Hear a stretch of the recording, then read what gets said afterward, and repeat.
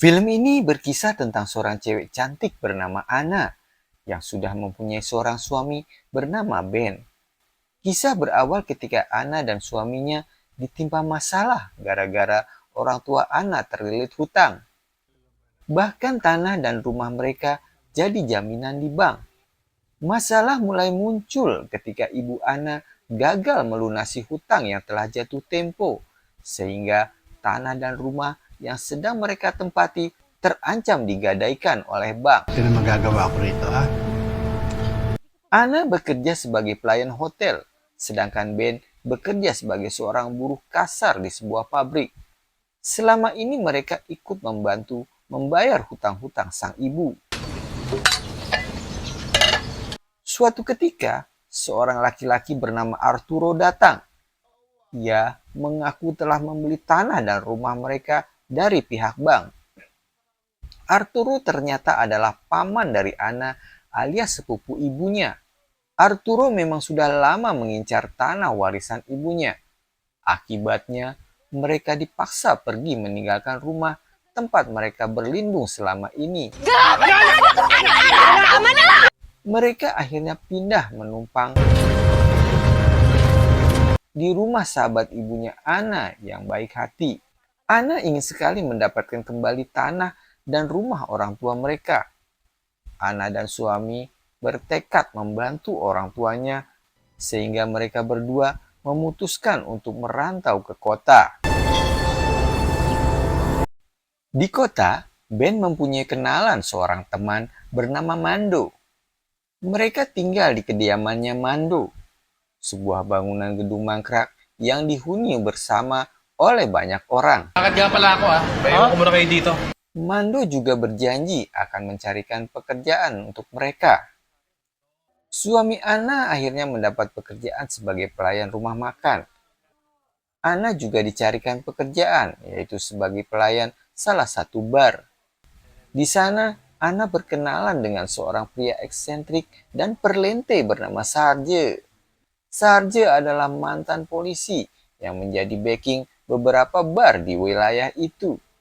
Sarje yang terpesona dengan kecantikan Ana tampak menyukai Ana seperti hendak menerkam Ana. Akhirnya, Ana mendapat pekerjaan dengan pertolongan Sarje, yaitu menjadi pelayan bar.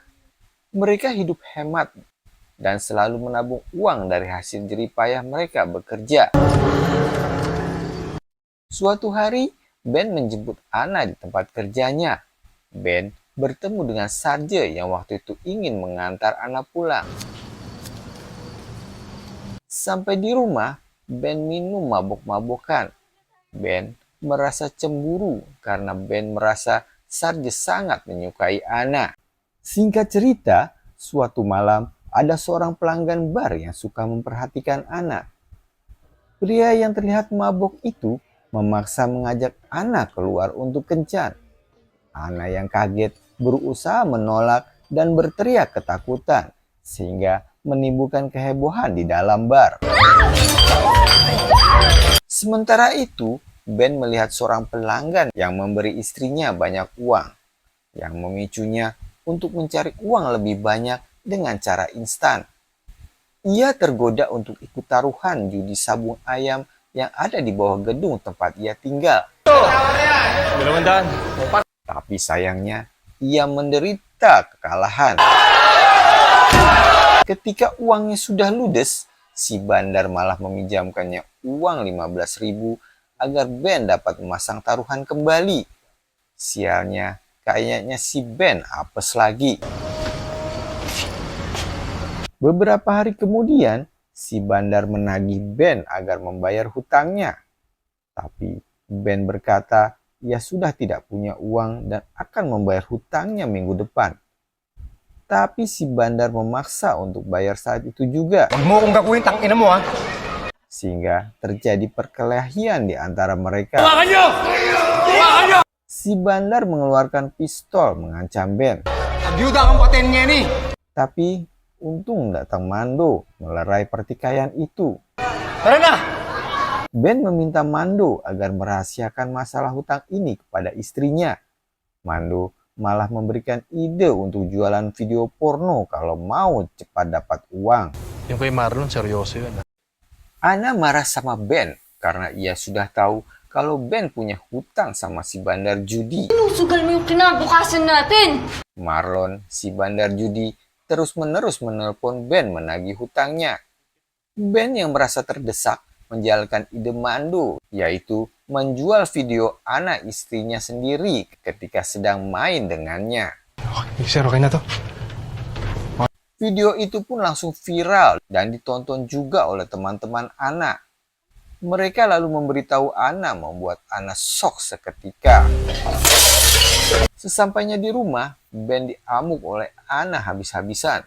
Saking kesalnya, Ana mengepruk kepala Ben dengan botol.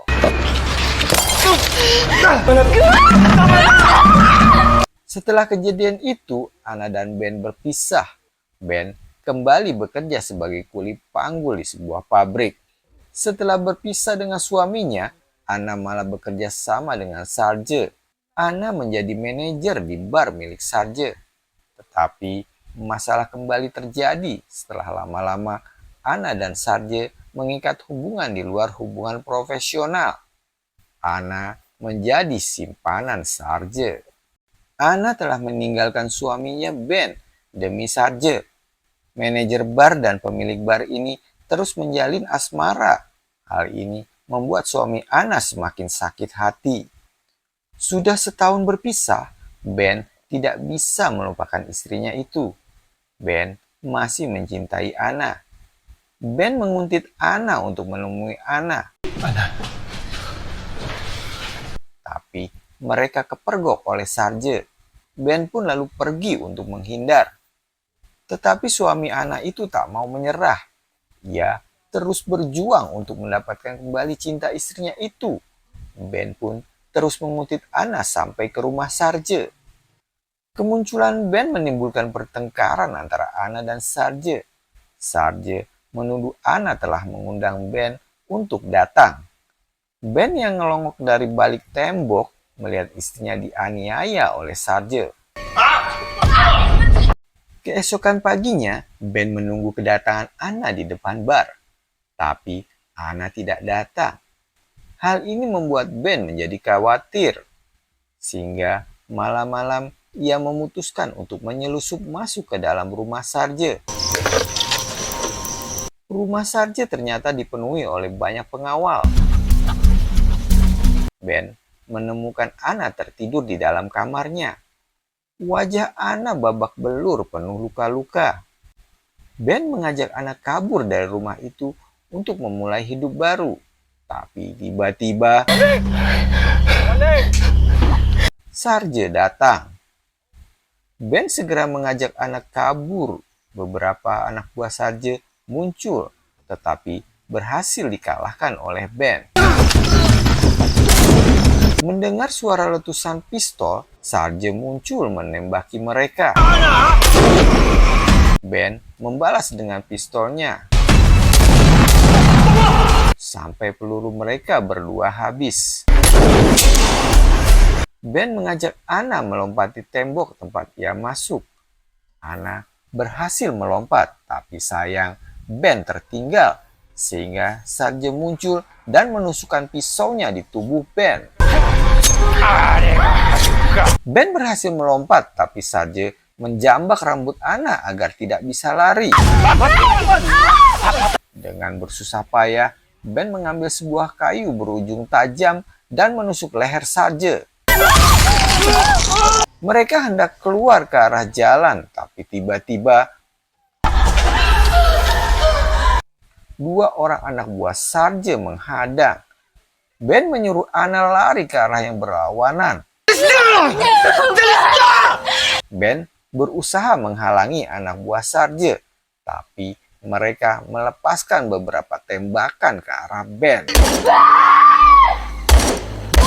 Ana berlari sambil menangis. Ben yang sekarat senang telah berkorban untuk menyelamatkan istrinya. Film pun berakhir di sini. Kalau kalian suka dengan video ini, please like dan subscribe untuk mendapat video-video terbaru kami. Terima kasih sudah menonton.